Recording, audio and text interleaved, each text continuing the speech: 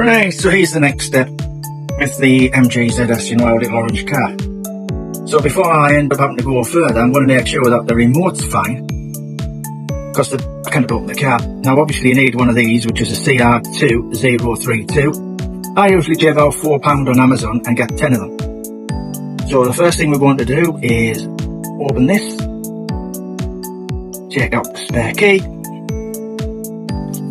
What I tend to do, you need to be careful, just slice it in half like that.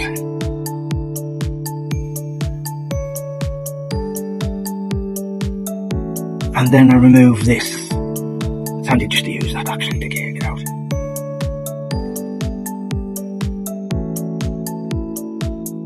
That's strange that, by the way, it's normally the positive side up, and what we're seeing there, I think that's been somebody's been pillying about with the car and actually changed that round, because that was on the negative side, and I'm nearly sure, which I'm going to have to look up, that it's the positive side that goes to the top.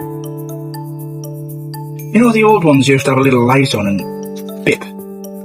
Of course these don't, so if you have got it in the wrong way around, you don't know, do you? So here we go. Just took a little bit getting out. Let this side up.